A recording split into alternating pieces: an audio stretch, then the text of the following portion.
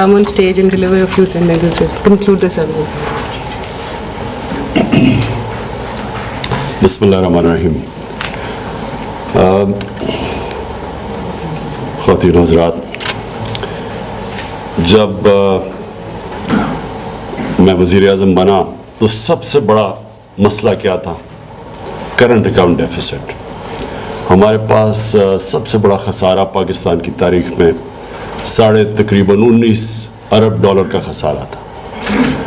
और जो हमें मुश्किलों का सामना करना पड़ा वो हम लोगों को बता ही नहीं सकते थे.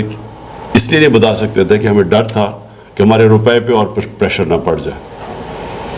और कई ऐसे स्टेजेस आए बीच में जिधर हमारे रुपए पे ऐसा प्रेशर था कि हमारे पास तो फॉरेन एक्सचेंज थे ही नहीं रुपए को गिरते हुए रोकने से. तो बड़ा एक मुश्किल वक्त था. और मैं आज लेबनान में देख रहा हूँ कि उनकी करेंसी बिल्कुल उसकी कीमत ही ख़त्म हो गई है. लोग डॉलर में अब सारी ट्रांजैक्शन कर रहे हैं. ज़िम्बाब्वे में अब डॉलर्स पे चले गए हैं. तो जब एक करेंसी गिरनी शुरू होती है और आपके पास फॉरेन एक्सचेंज रिजर्व्स ना हो तो वो एक मुल्क के लिए बहुत बड़ा एक अजाब होता है. तो आज अल्लाह का शुक्रगुजार हूँ और अपनी टीम का, जो हमारी इकोनॉमिक टीम है, कि जिस तरह स्टेबलाइज़ की इकोनॉमी को और हमारा जो रुपया है वो स्टेबल हुआ, बल्कि गेन किया और इंशाल्लाह आगे भी गेन करेगा. और दूसरी चीज़ जो हमारी स्टॉक मार्केट कॉन्फिडेंस आया पब्लिक का और इन्वेस्टमेंट बढ़ी. बाहर से इन्वेस्टर्स का बहुत इंटरेस्ट है आज पाकिस्तान में. और सबसे ज़्यादा जो हमारी अपनी बिज़नेस कम्युनिटी है उसके अंदर मैं देख रहा हूँ कि एक्सपोर्ट के वॉल्यूम्स बढ़ते जा रहे हैं.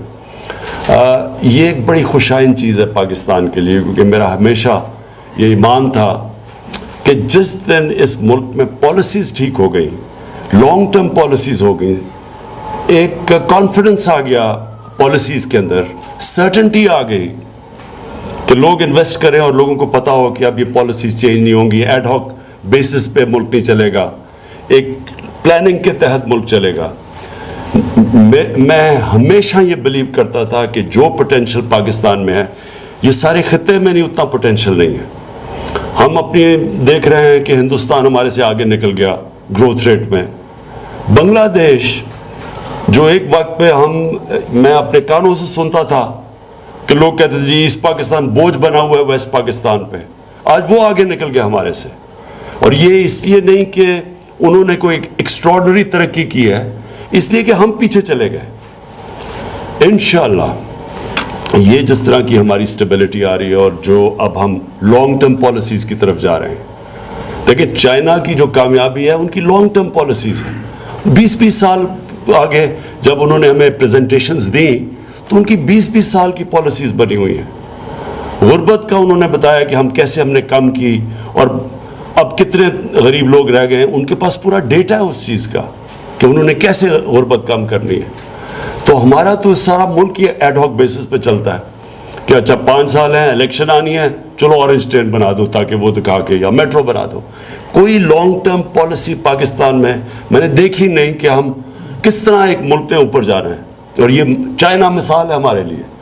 चाइना की जो पॉलिसीज़ हैं, पता है कि क्यों आगे निकल गया मुल्क, क्योंकि विजन है, आगे है, स्टेबिलिटी है, सर्टेनिटी है.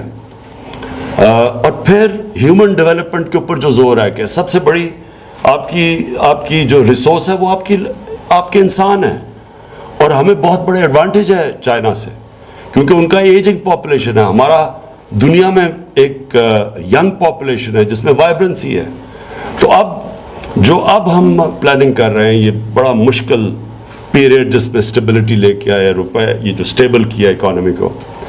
अब ये आप देखेंगे इंशाल्लाह हमारी long term policies, trade policies, investment की पॉलिसीज़, डिफरेंट टेक्सटाइल में और जो भी वेरियस एरियाज़ के अंदर, अब आप ई कॉमर्स जैसी हमारी लॉन्ग टर्म पॉलिसीज़ आप देखेंगे.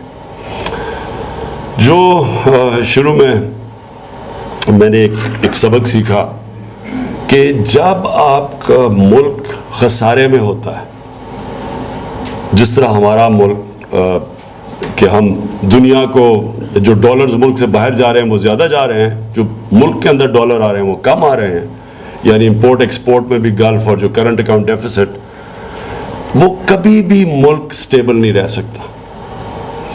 یہ سب سے امپورٹنٹ چیز ہے کرنٹ اکاؤنٹ ڈیفیسٹ. اگر آپ کا کرنٹ اکاؤنٹ سرپلس ہے اس کا مطلب کہ آپ کا ڈائریکشن ٹھیک ہے. اگر آپ کا ڈیفیسٹ ہے اس کا مطلب آپ ونربل ہیں, کسی وقت بھی آپ کا روپیہ گر سکتا ہے. روپیہ گرتا ہے, ساری چیزیں باہر سے چیزیں مہنگی, اس کا مطلب ساری چیزیں مہنگی. پاکستان میں بجلی مہنگی, گیس مہنگا, پٹرول, ڈیزل, ٹرانسپورٹ, اور سب سے افیکٹ کرتا ہے وہ عام آدمی کو. جو مہنگائی ہے, جو انفلیشن ہے, وہ ایک غربت پھیلاتی ہے عام آدمی کو. تو ہم نے سب سے زیادہ زور لگایا ہے کہ کرنٹ اکاؤنٹ ڈیفیسٹ ہمارا ٹھیک ہو. سب سے بڑا خسارہ تھا, اب 4 سال کے اندر پہلی دفعہ ہمارا کرنٹ اکاؤنٹ ڈیفیسٹ سے سرپلس میں چلا گیا, جو بہت بڑی اچیومنٹ ہے.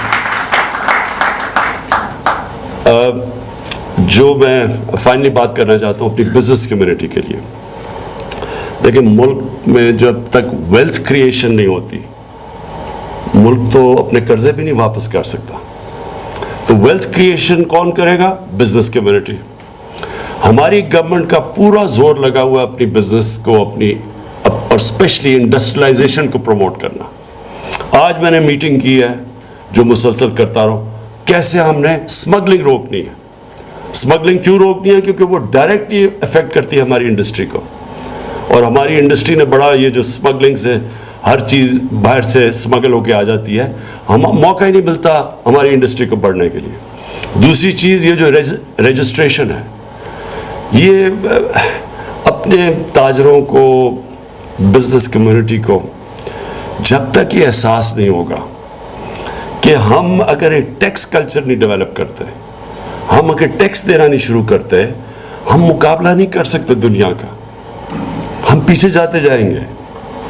یہ جو آئیڈیا ہے کہ کسی طرح ملک چل جائے گا اور آپ ٹیکس بھی نہ دیں اور ملک بھی چل جائے گا, یہ پتہ نہیں فیری ٹیلز میں تو ہوتا ہوگا, ریل لائف میں ایسے نہیں ہوتا. اور ہمارا پیچھے جانے کا, دنیا سے پیچھے رہنے کا, اور سب سے ہیومن ڈیولپمنٹ انڈیکس پاکستان کا نیچے جانے, انسانوں پہ آپ جب پیسہ ہی نہیں خرچ کریں گے تو ملک کو آگے کیسے جا سکتا ہے؟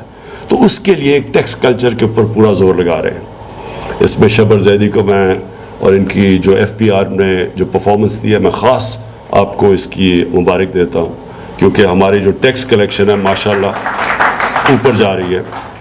لیکن میں اپنے جو تاجر ہیں, جو پرانے طور طریقوں سے عادی ہوئے ہیں, میں ان کو یہ کہنا چاہتا ہوں کہ یہ اب اپنی نیشنل ڈیوٹی سمجھے, یہ سمجھے آپ اپنے ملک کے لیے لڑ رہے ہیں. جب میں باہر گیا اور یہ باہر کے ملکوں سے ہمیں پیسے اکٹھے کرنے پڑے, اور انہوں نے, ہم بڑا شکر گزار ہیں یو اے ای کا, سعودی عربیہ کا, چائنا کا, پھر قطر کا بھی, لیکن یہ ایک ملک کی ڈگنیٹی کے لیے ٹھیک نہیں ہے کہ آپ لوگوں سے قرضے مانگیں اور ایڈ مانگیں. وہ ملک کبھی خوددار قوم نہیں بن سکتی.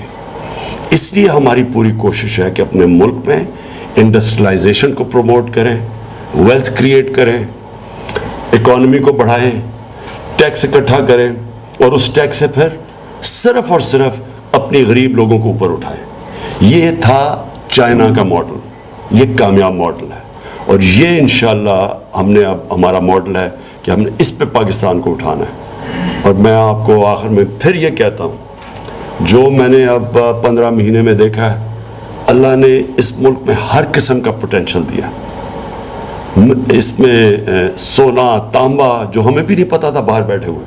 ابھی جب یہ ریکو ڈک کی بات ہوئی تو پتہ چلا کہ ہم سونے کے اس ذخیرے پہ بیٹھے ہوئے اور تانبے پہ, جو دنیا میں وہ مانتے ہیں. دنیا کو پتہ ہے کہ یہاں پاکستان صرف جو 14 کانے ہیں, وہاں 2 کے اندر صرف 2 کانوں کا جو پروفٹ ہے وہ $100 ارب ہے.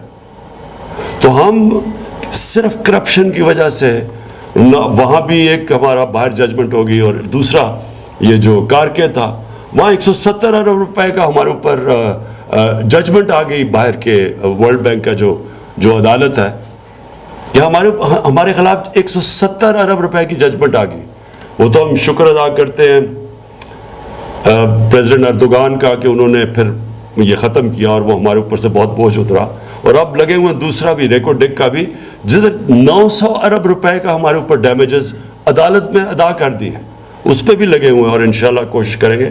لیکن یہی نہیں کہ صرف کرپشن نے یہ ہمیں نقصان پہنچایا، بٹ اگر یہ کرپشن نہ ہوتی تو یہ سوچیں کہ اب تک اربوں روپے کی ہر سال ہمیں وہاں ریکو ڈیک سے پاکستان میں تانبا اور سونا نکل رہا ہوتا، تو وہ ملک کو کہاں سے بلوچستان کدھر سے کدھر جا سکتا تھا، پاکستان کو کتنا فائدہ ہو سکتا تھا، بجائے اس کے کہ وہ ایک کرپشن کی وجہ سے یہ سارا ڈیزاسٹر ہوا جو آج پاکستان کو اتنا بڑا فائن ہوا ہے، جو انشاءاللہ ہم کوشش کر رہے ہیں، پوری گورنمنٹ لگی ہوئی ہے کہ ہم اس میں سے کسی طرح اس میں سے نکلائیں.